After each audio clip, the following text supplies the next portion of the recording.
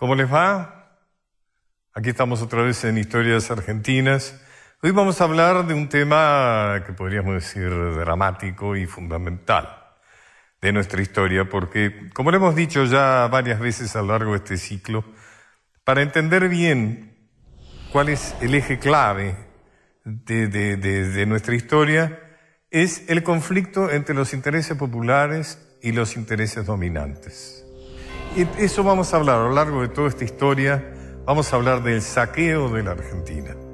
Es decir, porque nuestro país ha estado expuesto durante todo este lapso, durante toda su vida, diríamos, de las intenciones saqueadores de los grandes imperios en colaboración con los socios interiores, que lamentablemente siempre existieron. Aquellos de los sectores compatriotas, dominantes, que con su colaboración con los intereses no patrióticos fueron premiados y son premiados siempre con los beneficios económicos, beneficios sociales, etc.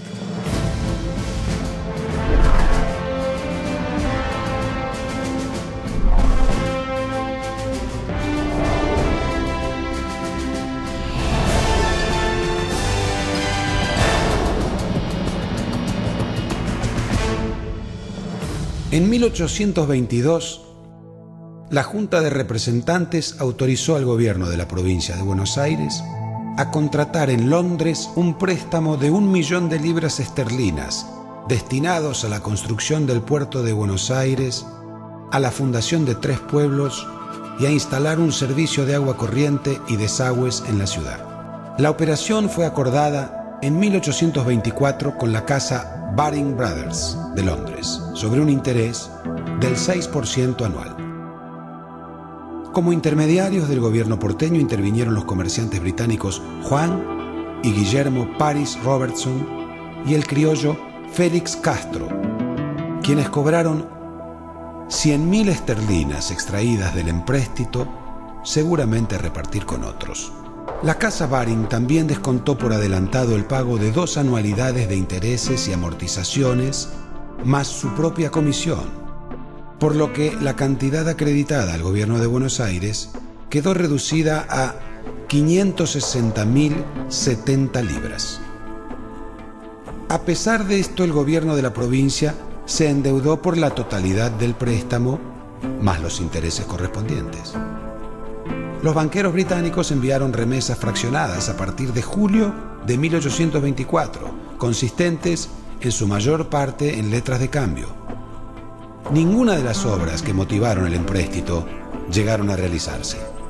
La cancelación del empréstito tomado en 1824 y que inauguró el ciclo del endeudamiento argentino solo pudo concretarse en 1904 y se pagó 8 veces el valor del importe recibido.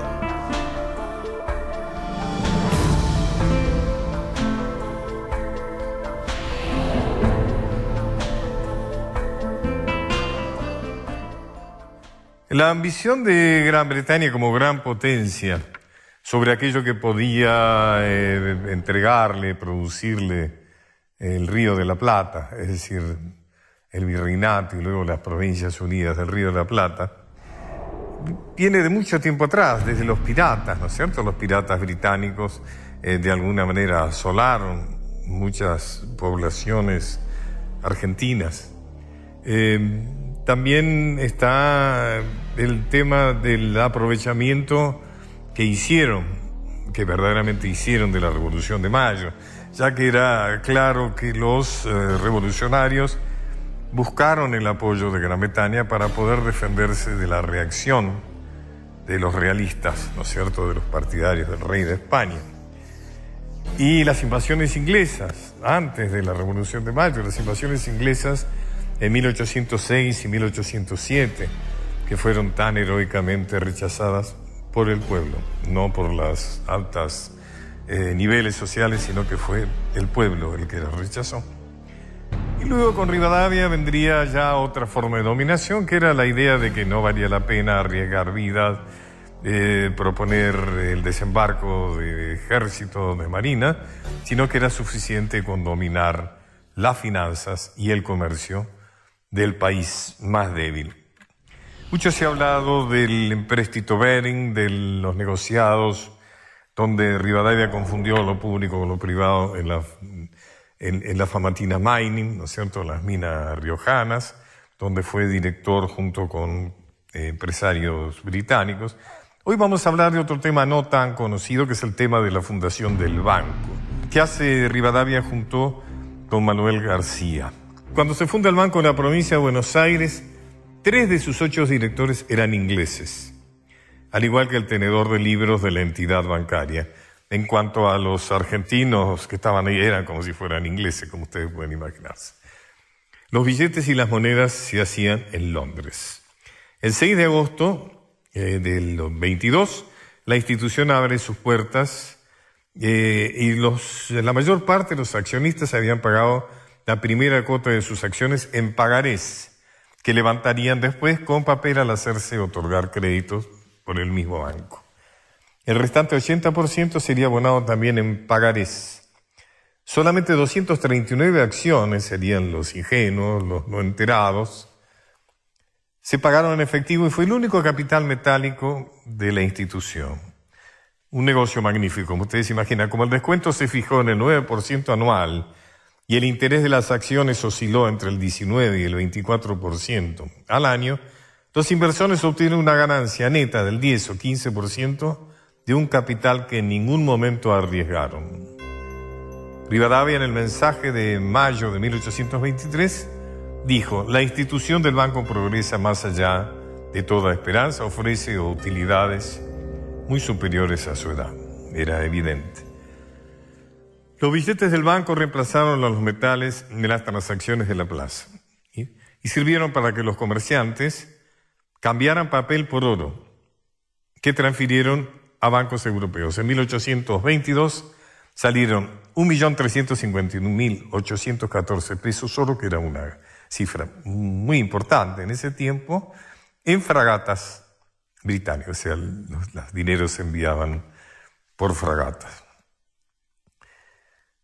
La crisis del banco fue inevitable, como ustedes imaginan.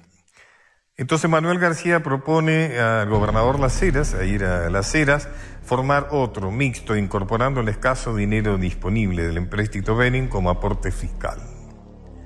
El 7 de febrero Rivadavia reemplaza a Las Heras en el gobierno de Buenos Aires y el 8 los accionistas aceptan la integración del banco, prohibiendo tomarse sus acciones al 140% del valor escrito por cada título de 1.000 pesos de la vieja institución, y recibirían 7 acciones de 200 pesos de la nueva. José María Rosa, mi maestro, refirió que el papel circulante del banco antiguo alcanzaba 3 millones, como hemos dicho, y su existencia en efectivo apenas alcanzaba a 250.000. Podría decirse en un buen castellano que el nuevo banco compraba en 1.400.000 una deuda de 2.750.000. Luego vino la guerra de Brasil y eso no impidió que se continuaran las especulaciones, porque estamos hablando de los pioneros de la especulación financiera que ha saqueado nuestro país durante tantos años. La mayor parte de las existencias económicas en oro se evaporó en maniobras financieras y finalmente, como los adelantos del banco eran a interés compuesto, Rivadavia dejará en julio de 1826 la presidencia con una deuda sideral e injustificable de más de 30 millones de pesos, 6 veces el capital nominal del banco.